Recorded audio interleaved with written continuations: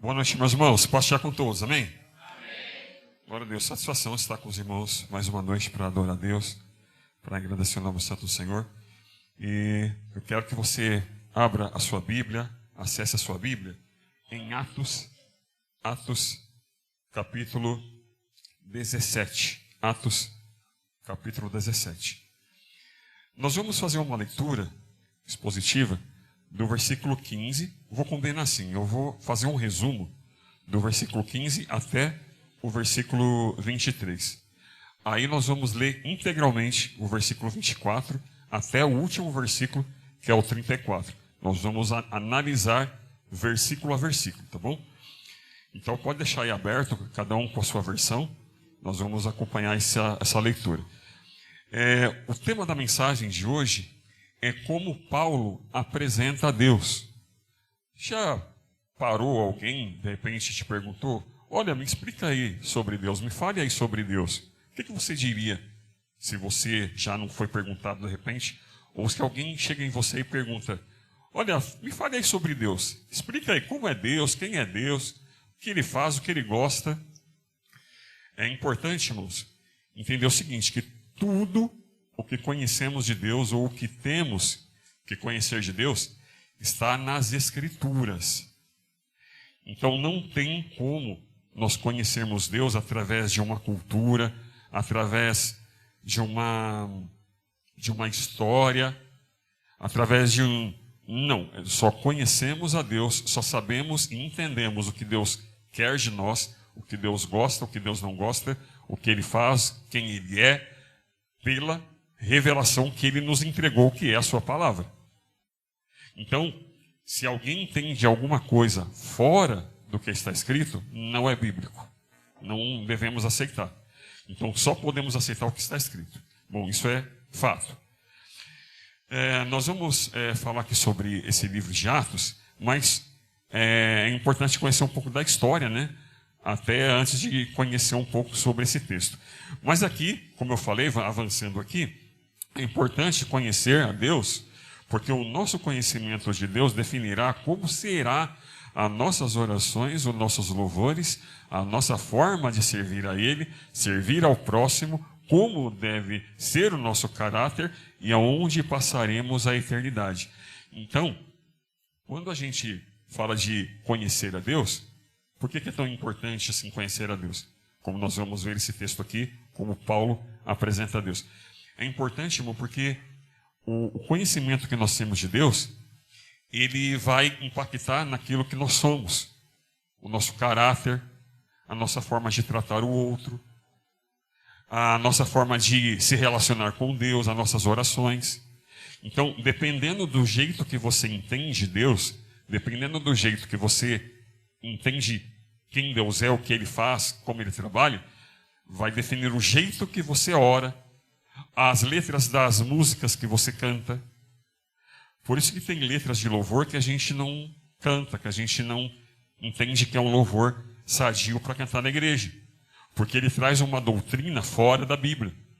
Então, sim, é importante conhecer a Deus, como eu falei, por aquilo que está revelado na palavra, não pela palavra de uma autoridade, de uma pessoa da igreja, um líder da igreja. Não, peraí.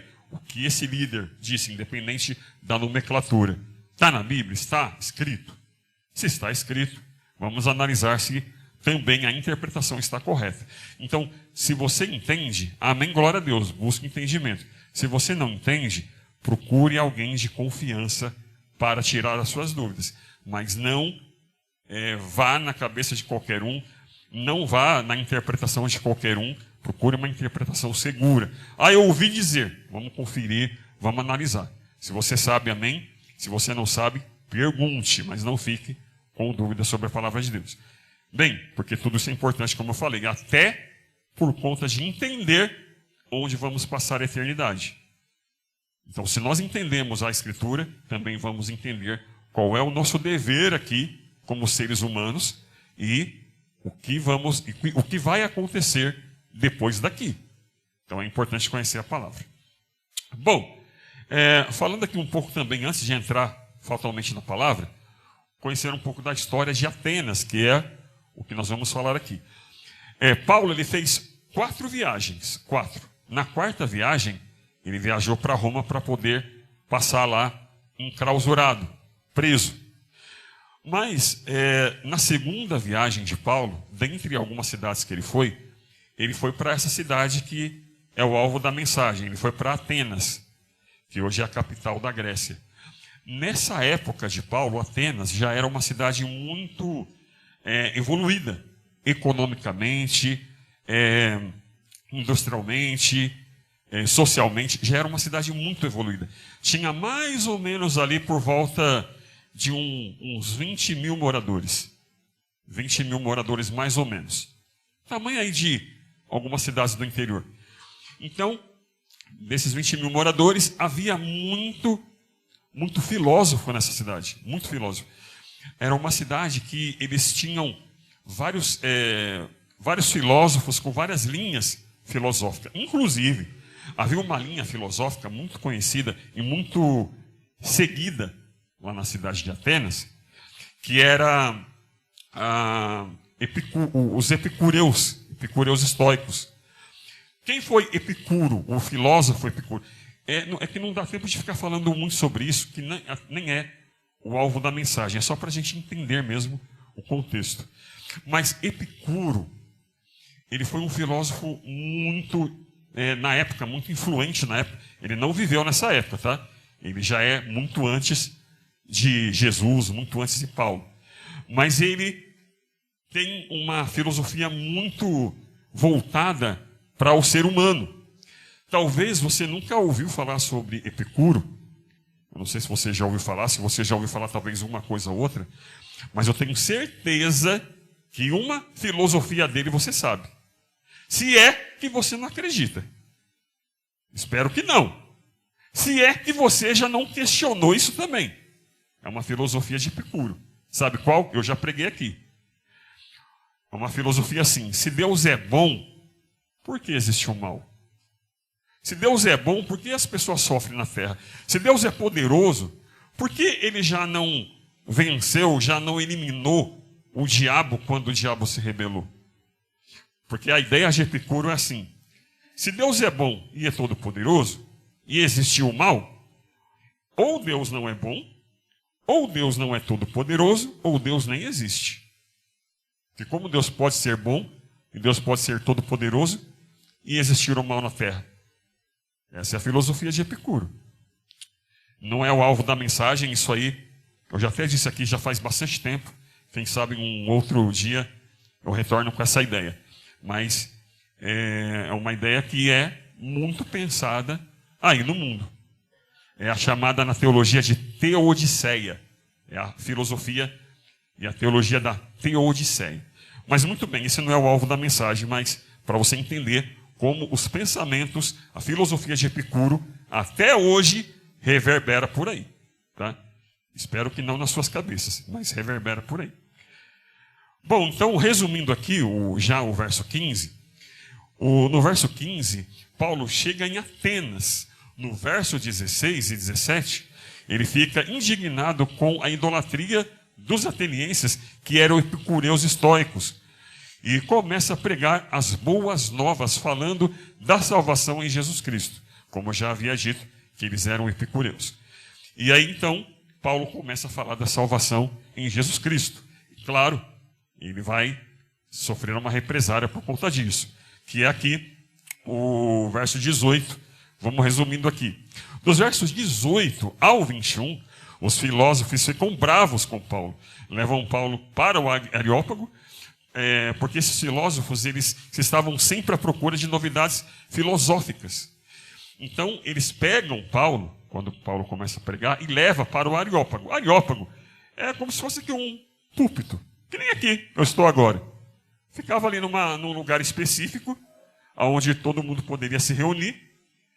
Ele subia ali, tinha ali, que nem aqui um palco, uma tribuna, e ali ele falava, ali as pessoas, falava suas ideias, falava aquilo que eles pensavam e tal. E aí, quando Paulo começou a pregar, os filósofos falaram: olha, você quer falar? Então vamos lá para o Areópago, você vai subir lá, e aí a gente vai ficar lá te ouvindo. E aí ele começa a pregar. E aí entra o verso 22. Nos versos 22 e 23, Paulo aproveita de um fato antigo para falar do Deus vivo e verdadeiro. E qual é esse fato antigo? Esse fato antigo é o seguinte: 300 anos, mais ou menos aí antes de Paulo, mais ou menos aí uns 300 anos antes de Paulo dar essa pregação, aconteceu uma pandemia ali, uma epidemia muito forte na cidade, e as pessoas começaram a morrer. E eles não entendiam o porquê que estava acontecendo isso, aí eles não conseguiam nenhuma solução, começaram a clamar, a sacrificar pelos deuses que eles acreditavam. Só para vocês terem uma ideia, eu falei aqui que ali havia mais ou menos umas 20 mil pessoas, próximo de 20 mil pessoas. Só que eles tinham mais de 30 mil deuses, ou seja, tinha mais Deus do que pessoas ali. Mais de 30 mil deuses. Então eles começaram a clamar, começaram a sacrificar, para entender o que estava acontecendo e qual Deus poderia estar zangado e perdoar eles. Nada aconteceu. Então, o que eles fizeram? Chamaram um sábio, chamado Epimenes. Depois a gente vai ver que tem um verso aqui que Paulo vai citar uma palavra, uma filosofia de Epimenes. Depois a gente vai ver isso. E aí, eles chamaram esse Epimenes, esse sábio, e falou: olha, e aí, o que a gente faz? A gente já clamou, já buscou tudo quanto é Deus e nada. E aí esse sábio falou o seguinte, falou: olha, pega algumas ovelhas, deixa elas com fome, e aí vocês vão soltar essas ovelhas no pasto. As ovelhas que comer, tudo bem, que elas vão estar com fome, mas se uma ovelha, se aquela ovelha, que ao invés de comer, que não é uma coisa natural, porque a ovelha é insaciável, a ovelha é um bichinho voraz, um bichinho que, se você soltar, ele devora tudo. Mesmo que não esteja com fome, ele devora tudo. E já não era normal, ainda mais com fome. Se uma ovelha, ao invés de comer, ela se deitar na grama, no pasto, e olhar para o céu, aí vocês vão, levantam um altar ali, a um Deus que vocês não sabem qual é, levantam um altar ali, e aí vocês vão pegar essa ovelha e vão sacrificar. E vão oferecer a esse Deus, vão pedir perdão para esse Deus, que vocês não sabem quem é, mas que ele está irado, que ele está querendo que vocês se arrependam. E eles fizeram isso. Soltaram as ovelhas, e uma das ovelhas, ao invés de comer o pasto, ela se deitou e olhou para o céu, e aí eles entenderam.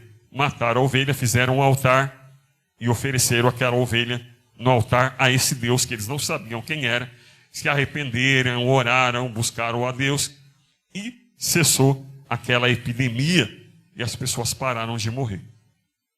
E aí eles tiveram esse altar, era um altar a um Deus que eles não sabiam.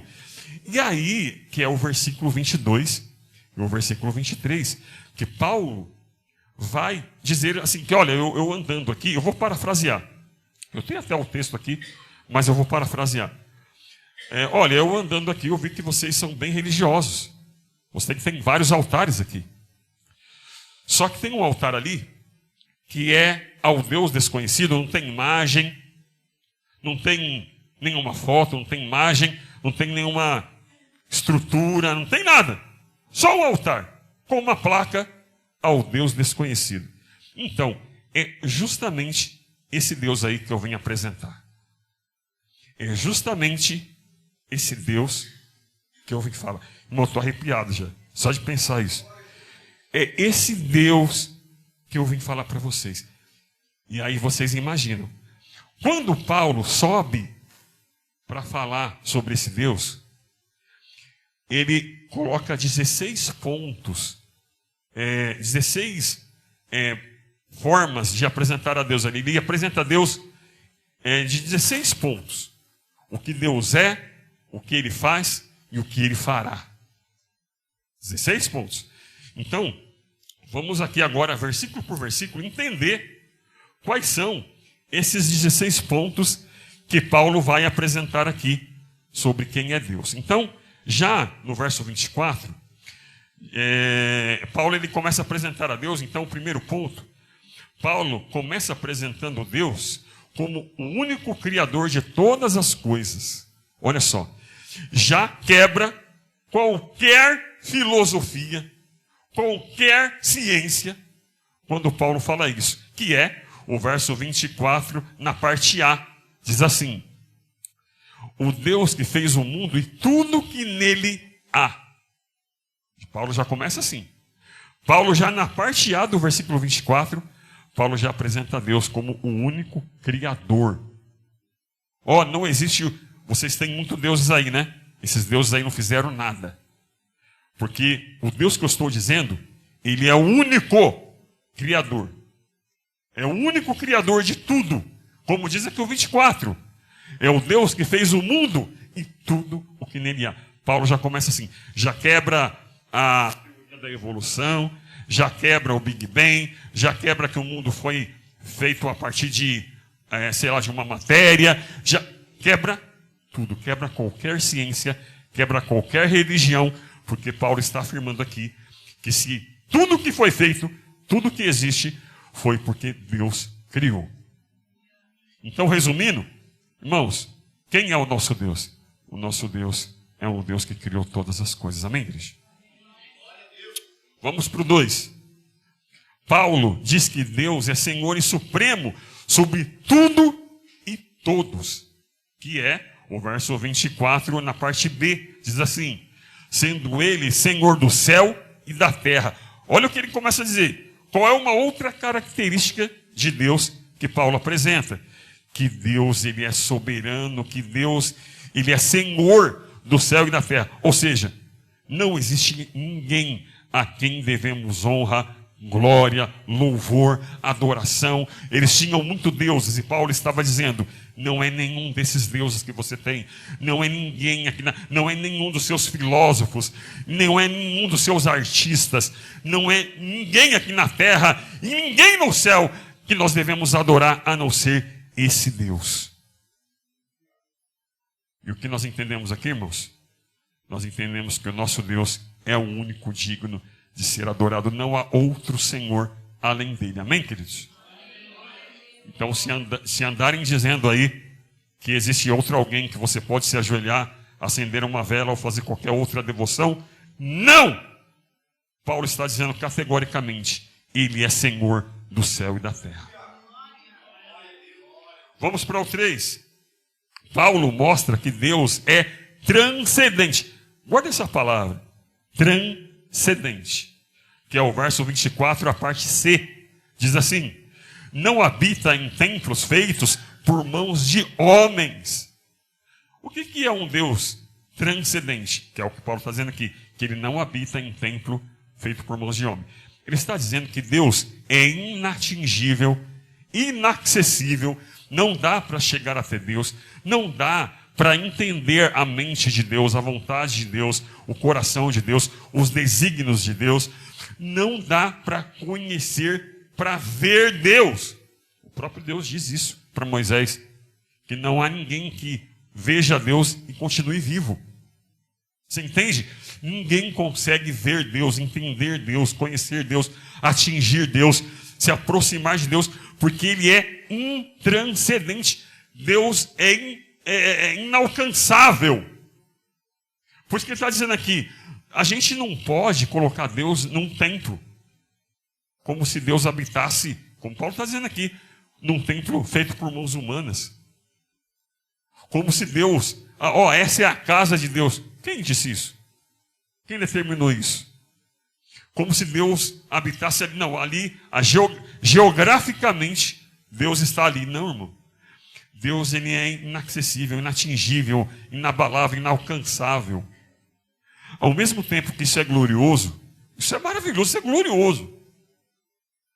Mas ao mesmo tempo, se eu parasse a mensagem aqui, e amém, vamos embora, sinceramente eu não sei se eu continuaria cristão, não.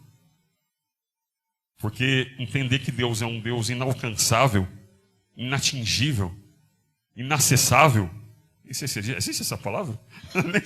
Mas é assim, se eu só parasse aqui, eu ia ficar triste. E eu ia falar, então não adianta eu orar. Então não adianta eu buscar Deus. Então não adianta eu cantar. Então não adianta eu louvar a Deus, porque Deus está muito longe. Deus ele é inatingível. Não tem como eu alcançar Deus. Eu já ia esfriar minha fé e falar, então, nem adianta eu ser crente. Mas, irmão, guarda essa palavra, Deus é transcendente. Mas lembra que eu falei, a mensagem não acabou. A gente ainda vai para o ponto 4, 5, até o 16. Então a mensagem não acabou. Se eu parasse aqui, todo mundo ia parar de ser crente. Porque não ia fazer sentido eu servir a um Deus que a gente não alcança. Entende? Mas a mensagem não acabou. Deus é transcendente? É. Ele é transcendente. Mas vamos continuar. Vamos para o 4. Paulo mostra que Deus é independente. Que é o verso 25, na parte A. Diz assim: nem tampouco é servido por mãos humanas, como se necessitasse de alguma coisa. Ou seja, Deus ele não depende do que eu faço. Eu não posso comprar o favor de Deus com a minha oferta, com o meu dízimo, com a minha adoração, com o meu comportamento, achando que se eu faço alguma coisa, se eu aperto os botões certos, se eu faço direitinho, eu vou mover a mão de Deus. Já ouviu essa? Olha, irmãos, vamos fazer isso para mover a mão de Deus, para mover o coração de Deus. Não. Vamos, um absurdo, né? Por exemplo, vamos aqui, vamos fazer aqui um fundo musical, vamos levantar a mão para cima, uma performance, né? Vamos ajoelhar, vamos fazer uma atmosfera para poder aqui. Irmão, quebra essa, para com isso é bobagem. Isso é neopentecostalismo. Para com isso. Nada do que eu faça depende do que Deus vai ou não fazer. Não é uma campanha que vai colocar na agenda de Deus o dia que Ele vai ter que te dar a vitória. Não, você tem que fazer 7 dias, irmão. Se eu não fizer 7 dias, você quebrar e Deus não vai te dar a vitória. Você quebrou a campanha. Mas quem é que determinou a agenda de Deus agora? Que tem que ser 7 dias, 21 dias, 40 dias ou qualquer coisa assim. Você entende? Deus ele não trabalha com agenda humana. Porque Deus é independente. Se eu dou o dízimo, não é porque eu quero mover o coração de Deus ou a mão de Deus, mas é porque eu fui movido por Deus. Se eu dou oferta, se eu sirvo a Deus, se eu canto, se eu louvo, se eu adoro, se eu sou cristão, não é para mover Deus, mas é porque eu fui movido por Ele. Você entendeu a lógica agora? É diferente. Eu não faço para alcançar Deus. Eu faço porque eu fui alcançado por Deus, pela sua graça, pelo seu amor. É diferente, não é, irmão? Fala sério, Bíblia é outra coisa, não é não? Quando a gente olha para a Bíblia, a coisa é diferente, não é? Então Deus ele é independente. Não é o que eu faço que vai determinar o que Deus vai ou não fazer. Mas é o meu coração quebrantado, é Ele tocando em mim e eu entendendo o seu toque, eu me ajoelhando, eu me arrependendo, eu buscando a Ele, eu entendendo que é Ele que é o Senhor de todas as coisas. E aí sim Ele faz do jeito que Ele quer, na hora que Ele quer, porque Ele é Senhor da minha vida. Amém, irmão? Ele é Senhor da tua vida? Glória a Deus. Irmão, meu coração está queimando. Vamos aqui para o 5. Paulo mostra que Deus é o doador e sustentador da vida. Paulo está mostrando que Deus é o doador e sustentador da vida. É o verso 25, só que agora a parte B. Diz assim: pois Ele mesmo é quem dá a todos a vida, a respiração e todas as coisas. Ou seja, Deus não é só o que dá a vida. Deus ele sustenta toda a criação. Irmão, eu não sei se você sabia, mas para acontecer a vida, qualquer vida, para ter vida, vida animal, vida vegetal, vida humana, você precisa de pelo menos 122 combinações de fatores para existir vida. Por exemplo, tem água. Se tem água, tem vida. Não, não. Não é só água. Tem oxigênio. Lá em Marte descobriu que tem água, que tem oxigênio, então tem vida? Não. Porque para ter vida precisa de 122 combinações. Ou seja, é água, é oxigênio, é hidrogênio, é carbono, é a pressão atmosférica, é a luz, é a gravidade. É muita coisa que vai combinar para criar condições para que a vida seja possível. É por isso que não há vida em nenhum planeta, em nenhum lugar. Porque se nós existimos, irmão, é porque Deus colocou o sol no lugar certo, a terra no lugar certo, a pressão atmosférica correta, o oxigênio na quantidade correta e tudo mais que está estabelecido. As leis da física, as leis da química, as leis da natureza, tudo está equilibrado para que a gente pudesse existir. Para que a vida pudesse existir. Então Deus não é só o que fez a vida, que criou todas as coisas, mas Ele é o que sustenta todas as coisas. Então quem é Deus? Para Paulo, mostrando aqui para nós, quem é Deus? Quem é o nosso Deus? O nosso Deus é o Deus que nos sustenta. Amém, queridos? Isso é maravilhoso demais, irmão. Meu Deus. Vamos lá para o 6. Paulo mostra a criação da humanidade a partir de Adão e Eva. Olha só, verso 26, a parte A. Diz assim, verso 26. E de um só fez todas as raças dos homens para habitar sobre toda a face da terra. Quer dizer, já desmonta aqui a evolução, já desmonta aqui qualquer teoria que existe por aí. Qualquer teoria. Já desmonta aqui marciano, extraterrestre, que Deus criou. Você já ouviu falar que existiu 2 Adão? 2 criações? Você já ouviu falar isso aí? Uma em Gênesis 1 e uma em Gênesis 2? Não, existiu 2. É os homens na caverna, depois veio Adão e Eva, que Deus criou do pó da terra. Paulo já está quebrando toda essa teoria. Paulo já está dizendo que de um só... Obrigado, Deus abençoe. Deixa eu colocar aqui. Paulo já está dizendo aqui que Deus fez de um só, Deus fez toda a humanidade. Já quebra tudo. Já quebra qualquer teoria de qualquer outra criação. Então, quem é Deus na visão de Paulo? Quem é o nosso Deus? O nosso Deus é que fez toda a humanidade a partir de um homem. Ele só moldou o barro uma vez. Só uma vez. Amém, queridos? Irmão, só isso aqui dava mais meia hora de palavras. Sério, de verdade. Eu acho que cada ponto aqui dava uma meia hora de palavra. De verdade. Mas vamos lá. Vamos para o 7. Paulo mostra que Deus governa a sua criação colocando tempos, limites e habitação geográfica. Onde está isso?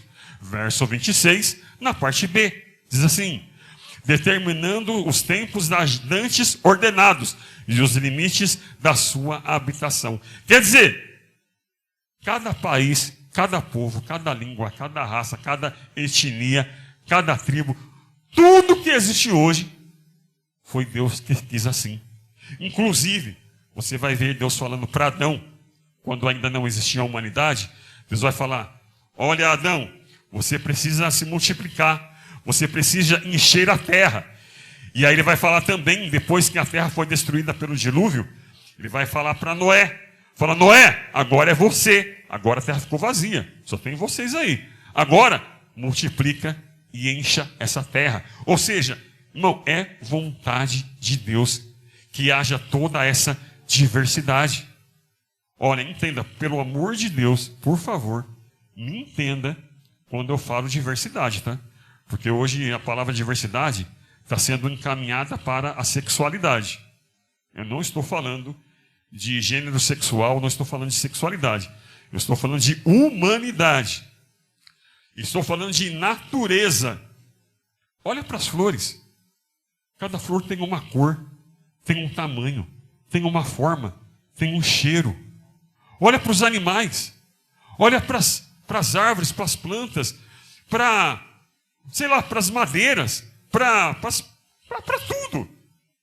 Tudo tem cor, tem forma, tem movimento, tem som.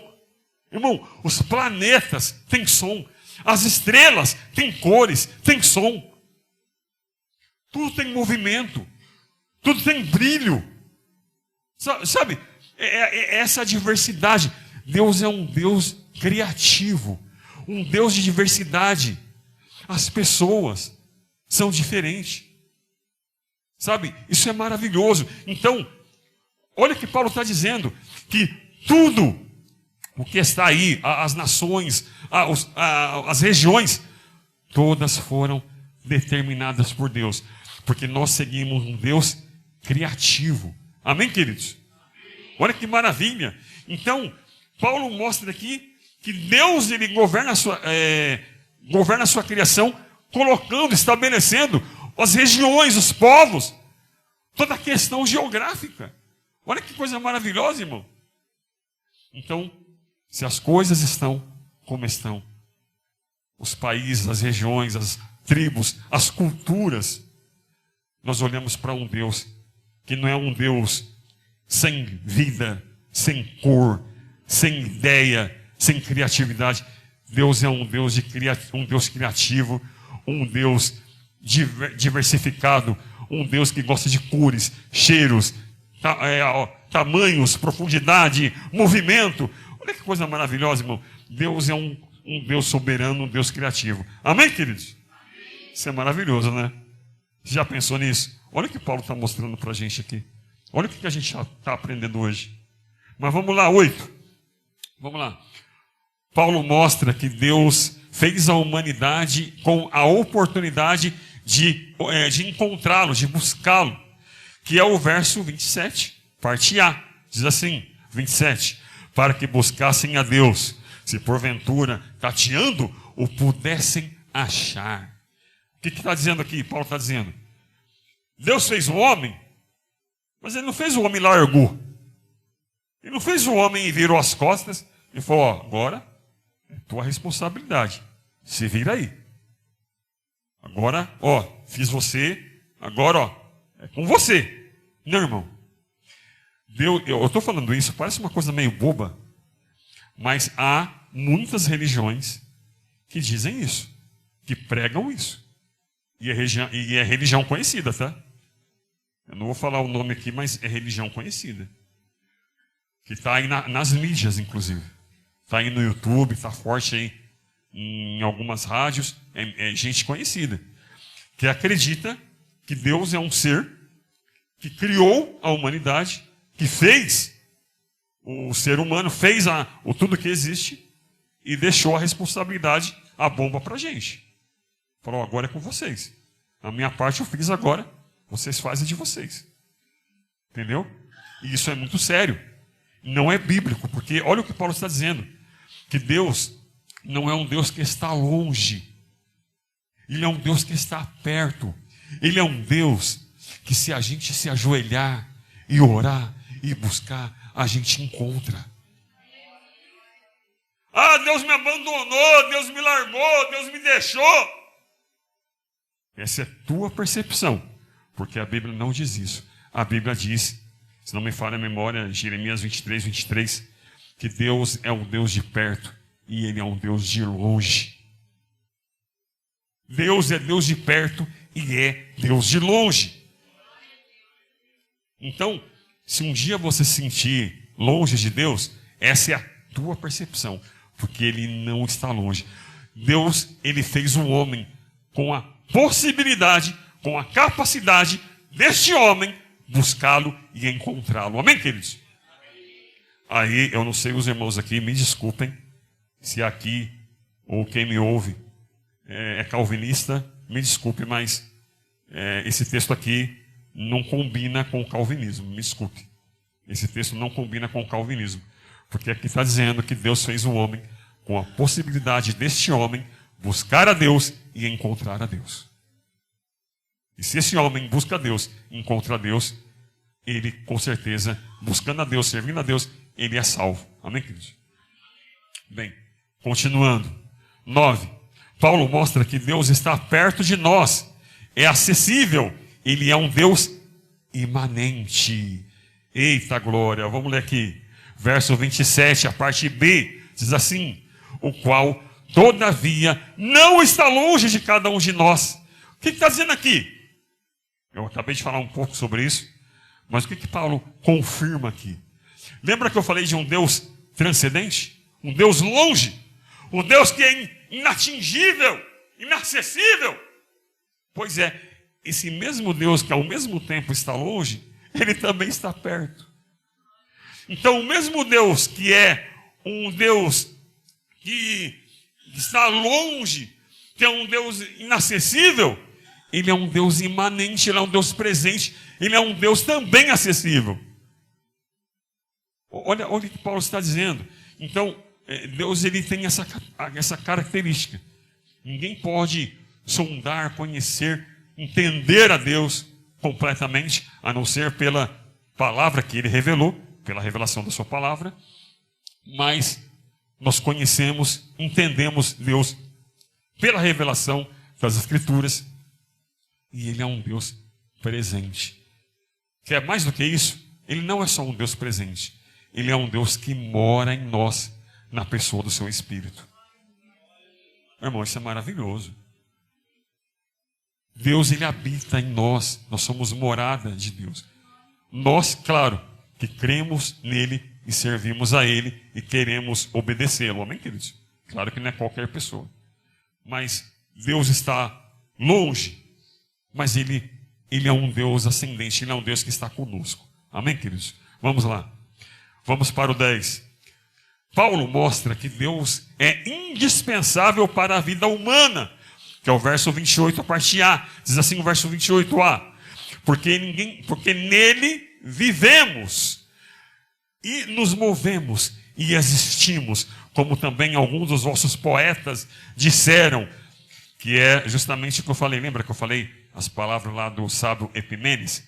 São essas palavras aqui. Paulo ele vai falar: ei, não tem aí o Epimenes? Aquele que mandou vocês fazer um altar, que eu vou falar aqui, é lá. Ele falou: então, esse Epimenes já falou para vocês que em Deus nós nos movemos, nós existimos, nós respiramos, nós temos a vida. É nesse Deus, é esse Deus que o Epimenes falou lá atrás, é ele que eu estou falando aqui. Essas palavras de Paulo são as palavras lá do sábio Epimenes. Paulo repetiu aqui, mostrando que Deus, ele é o sustentador da vida. Que Deus, ele é indispensável para a vida. Ou seja, não é só eu viver, não é só eu respirar, não é só eu ter dinheiro, não é só eu viver da melhor forma possível, viajando, aproveitando a vida, fazendo tudo o que eu quiser fazer na minha vida. Não. Tudo que eu quiser fazer, eu tenho que fazer, mas em Cristo, em Deus, segundo a sua vontade, porque Deus é indispensável para a vida. Sem Deus, o ser humano é simplesmente um vivo morto. É por isso que quando fala da salvação, fala que o Senhor nos resgatou, estando nós mortos em nossos pecados e delitos. Amém, irmãos? Então, o ser humano sem Deus é apenas um ser vivo, espiritualmente morto. Deus é indispensável para a vida humana. Amém, queridos? Bom, vamos para o 11. Vamos lá. Paulo mostra que Paulo mostra que o homem tem dentro de si uma herança divina. Verso 28, na parte B, diz assim: pois dele também somos geração. O que é isso? Dentro do homem existe uma essência de Deus, uma parte de Deus. No latim, que é na teologia, né, na teologia, existe uma palavra em latim que fala imago Dei. Já viu essa palavra, imago Dei? Que é imagem de Deus. Lembra que o homem foi feito à imagem e à semelhança de Deus? Lembra disso? Então, dentro do homem, apesar de o homem ter pecado e ter perdido muito do que Deus colocou nele, mas ainda nós temos dentro de nós, irmão, algo que foi Deus que implantou isso em nós. Por exemplo, o homem, se não tivesse esse algo de Deus dentro dele, ele ia ser como qualquer outro animal. Além de ser irracional, ele ia ser um ser impessoal, por exemplo. Porque ser pessoal, é um atributo de Deus. Um ser pessoal. Anjo não é pessoa. Demônio não é pessoa. Animais, árvore, não há outra pessoa. Só existe duas pessoas. Deus, existente na pessoa do Pai, na pessoa do Filho e na pessoa do Espírito Santo, a triunidade. Então, existe um único Deus, na pessoa do Pai, na pessoa do Filho, na pessoa do Espírito Santo. E nós somos também seres pessoais. Então, isso é um atributo de Deus. Ser um ser pessoal é um atributo de Deus. Você entende? O homem só pode perdoar, só pode amar, só pode sentir, porque é Deus que colocou isso em nós. Você pode ir para qualquer tribo, qualquer lugar, para qualquer região do mundo, onde eles nem conhecem a Deus, mas eles vão ter um senso do que é certo, o que é errado. Quem colocou esse senso de certo e errado? Quem ensinou isso para ele? Ninguém. Isso é a essência de Deus que está no homem. Você entende? Então Deus colocou no homem um pouco de si. Por isso somos seres pessoais. Por isso temos a capacidade de amar, de perdoar, de sentir, de saber o que é certo e o que é errado. Porque Deus colocou em nós um pouco de si. Amém, queridos? É a chamada imago Dei, a imagem de Deus em nós. Coisa maravilhosa, né, irmão? Fala sério, né? Vamos lá, 12. Paulo mostra que Deus está além da capacidade de entendimento humano. Verso 29 diz assim, o 29 tudo, né? Diz assim: sendo nós, pois, geração de Deus, não devemos pensar que a divindade seja semelhante ao ouro, à prata, ou a pedras esculpidas pela arte e a imaginação do homem. Quer dizer, Deus não é uma coisa que podemos entender. Isso é muito sério, irmão. Eu preciso falar rápido. Só isso aqui era mais uma hora de palavra. De verdade. Mas eu vou falar rápido. E já vou até pedir desculpa se eu passar um pouquinho. Mas é preciso. Olha só. A gente quer entender Deus, às vezes, através dos nossos pressupostos. É mais ou menos assim. Tem gente que não acredita no inferno, por exemplo. Como os testemunhos de Jeová, os adventistas do sétimo dia, os mormons, eles não acreditam no inferno. Eles são é isso aí. Eles acreditam na morte da alma, pronto. Não acreditam no inferno. Então, essas religiões, essas seitas, não acreditam no inferno. Por quê? Porque olha o pensamento. É claro que daí eles vão querer buscar argumento bíblico, né? Para isso. E aí vão fazer um malabarismo para poder encaixar essa doutrina na Bíblia. Mas aí, olha só. Olha o pensamento. Como que Deus pode mandar alguém para o inferno e ficar sofrendo eternamente? Eu, que sou homem, eu, que sou um ser humano, eu não faria isso. Eu não faria isso com uma pessoa. Eu não desejaria isso nem para o meu inimigo. Eu não queria isso para o meu filho. Você colocaria o seu filho desobediente, só porque ele desobedeceu? Você colocaria ele no inferno para sofrer eternamente, queimando no fogo do inferno? Que isso, irmão? Se eu não faço isso, imagina Deus. O que é que eu estou fazendo? Eu estou definindo Deus pelos meus pressupostos. Eu estou achando que Deus é igual os meus pensamentos, o que eu acredito. É por isso que tem um bando de gente aí falando que tem que reformar a Bíblia, que tem que atualizar a Bíblia, falando que tem que reescrever a Bíblia, porque Deus aceita todo mundo. Então, que isso? Que isso, irmão? Você acha que Deus não vai aceitar? Não, irmão, Deus não vai aceitar. E ponto. Porque Deus não aceita o pecado. O pecador, sim, vem a pecador, e aí sim ele vai ter que, agora, deixar tudo que é pecado e começar a assumir o que está escrito na palavra de Deus. Agora é outra vida, é outro mandamento, é nascer de novo, irmão. É nascer de novo. Então, a gente não pode achar que Deus parece com a gente, entende igual a gente.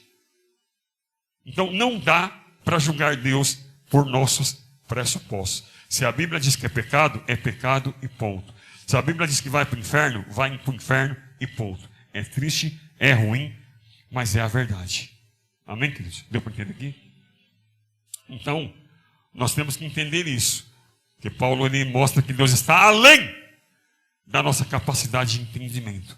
Ele está muito além daquilo que a gente acha que Deus é. Se você quer entender Deus, olha para as Escrituras. Não vai querer entender Deus pelo seu jeito de acreditar, não. Tá? Bom, falando nisso, aí vamos aqui. O 13, Paulo apresenta um Deus misericordioso. Olha que maravilha. Paulo apresenta um Deus misericordioso. Verso 30, parte A, diz assim: mas Deus, não levando em os tempos da ignorância, manda agora que todos os homens em todo lugar se arrependam. Mais uma vez, desculpe quem for calvinista, mas aqui mais uma vez esse versículo não combina com a doutrina calvinista. Porque está dizendo aqui que Deus dá oportunidade de arrependimento para todas as pessoas que se arrependem. Ah, irmão, eu fiz aqui. Amém. Peça perdão, se humilha e ora. Deus, ele tem perdão para você. Amém, queridos? Deus, ele... Olha que Deus está falando para esses filósofos. Vocês são ignorantes. Vocês não sabem nada, vocês são ignorantes. E Deus não está levando a ignorância de vocês. Mas Deus quer que vocês se arrependam. E se a gente se arrepender, Deus, ele perdoa. Amém, queridos? Isso é maravilhoso. Mas vamos continuar. Por que a gente tem que buscar o perdão? 14. Paulo apresenta o arrependimento como uma ordem expressa de Deus. O verso 30, parte B, diz assim: manda agora que todos os homens em todo lugar se arrependam. Mais uma vez, não combina com o calvinismo. Deus ordena que todos se arrependam. E por que ele quer que a gente se arrependa? Porque Paulo cita isso 2 vezes. Porque Deus dá ao homem a oportunidade de arrependimento. Isso quebra também o orgulho da gente também, viu? Não é só uma doutrina e uma heresia. Não, Deus quebra também o nosso orgulho. Sabe por quê? Porque a gente acha que a gente olha aí para um bandido, um assassino, uma pessoa aí que faz o mal, e fala assim: ah, bem feito, que morra mesmo, que vai para o inferno mesmo. Ah, que ele faz muito mal. Ah, que ele pegue, sei lá, que ele seja atropelado, que ele seja morto, que a polícia mata logo esses sem vergonha, e isso, aquilo mais, sabe? Aí Deus vai e quebra o nosso orgulho. Porque Deus fala assim: ele quer que todos os homens, em todos os lugares, se arrependam. Até aquela pessoa que você não gosta, ela tem o direito de se arrepender, assim como você. Amém, queridos? Isso é forte, né? Isso é muito forte, irmão. Deus quer que todos se arrependam. Se Deus quer, então eu também tenho que ter misericórdia. Eu também tenho que olhar para o outro, entendendo que o outro tem a oportunidade de se arrepender, de receber a graça como nós recebemos. Amém, irmãos? Mas vamos lá, estou terminando. 15. Diz assim: Paulo mostra que Deus estabeleceu um dia para julgar todos os seres humanos com justiça. É por isso que a gente tem que se arrepender, porque o juízo e a justiça vai chegar. Verso 31, parte A, diz assim: porquanto determinou um dia com justiça há de julgar o mundo. Ou seja, vai chegar o momento do acerto de conta. vai chegar o acerto de conta. E aí Paulo está dizendo, a gente tem que se arrepender, porque vai chegar o momento em que nós vamos ter que comparecer diante de Deus e nós vamos ter que prestar conta das nossas atitudes a Deus. Aqui vai, irmão, uma enxurrada de versículo, só dentro desse tópico aqui. Mas o horário não permite, nem é o tema da mensagem. Mas olha o que Paulo está mostrando aqui, como Paulo apresenta a Deus. Ele apresenta a Deus que estabeleceu um dia para julgar toda a humanidade por meio daquilo que fizemos com o corpo que recebemos dele, com a vida que recebemos dele. Então, presta atenção. Ei, olha só, irmão. Oi, presta atenção. Presta atenção no que você anda dizendo por aí. Presta atenção na tua boca. Presta atenção nos teus pensamentos. Presta atenção no que você está pensando. Presta atenção no que você está assistindo no teu celular, na sua TV, no teu computador. Porque você vai ter que chegar diante de Deus e prestar conta disso daí. Entendeu? Presta atenção como você está tratando a tua esposa. Presta atenção como você está tratando o teu esposo, teus filhos, teus pais. Presta atenção como você está tratando o seu vizinho, seus amigos, seu patrão. Presta atenção como você está servindo aqui na igreja, como você serve o teu pastor, os obreiros, a tua igreja, o reino, a irmandade. Porque um dia Deus vai querer que você preste conta de tudo isso aí. Amém, irmão? Amém. Isso é sério? Isso é sério. Mas para encerrar, 16, Paulo mostra que esse julgamento será feito por intermédio de Jesus, que foi ressuscitado dentre os mortos. Verso 31, a parte B, diz assim: por meio do varão que para isso ordenou, e disso tem dado certeza a todos, ressuscitando-o dentre os mortos. E por que isso é importante? Por que é importante saber que quem vai julgar é Jesus que ressuscitou dentre os mortos? Deus veio como homem, foi tentado, foi provado, venceu e agora recebeu um nome que é sobre todo nome, onde toda a língua se dobrará e confessará que Ele é o Senhor. Ele sim, Ele pode julgar com justiça, porque Ele é Deus homem, Ele é o Deus que se fez homem, e Ele vai julgar, e todo joelho vai se dobrar e confessar que Ele é Senhor. Isso é muito profundo, mas isso é maravilhoso. Como toda pregação, né, a gente tem os resultados, né? Então vamos continuar aqui. Como resultado de toda a pregação, alguns escarneceram e zombaram. Isso acontece, né? Alguns se convertem, alguns se escarnecem, né? Mas outros se converteram. Isso acontece em qualquer pregação. Algumas pessoas escarnecem, falam, esse doido, esse maluco, fica lendo Bíblia e tal. Mas versos 32 e 34 vai mostrar isso. Que algumas pessoas, elas escarneceram de Paulo, chamaram Paulo de tagarela, de maluco. E outras pessoas creram, acreditaram. E nós não vamos ler aqui porque eu até gostaria de ler, mas o tempo já se esgotou. Mas depois você lê com íntegra esses versículos, você vai ver que aqui as pessoas, alguns acreditaram, verso 32, pulando o verso 33, o verso 34, e outras pessoas creram. Uns zombaram, 32, e outros creram, 34. Mas o verso 33 vai dizer que quando Paulo viu que alguns rejeitaram essa mensagem, saiu do meio deles, que é o verso 33. E está dizendo aqui que Paulo, quando viu que as pessoas rejeitaram, que as pessoas começaram a falar que ressurreição o quê? E começaram a falar dele, o que ele fez? Começou a debater. Olha aqui, vocês estão falando de mim e tal, agora eu vou processar vocês, eu vou lá no meu canal no YouTube, eu vou lá fazer lá um podcast, eu vou lá fazer uma postagem, eu vou colocar no meu Instagram, eu vou colocar no meu status, e eu vou processar você. Não, irmão. Você não recebeu? Tá bom, o problema é seu. Paulo pegou e foi embora. É o que está escrito aí no 33.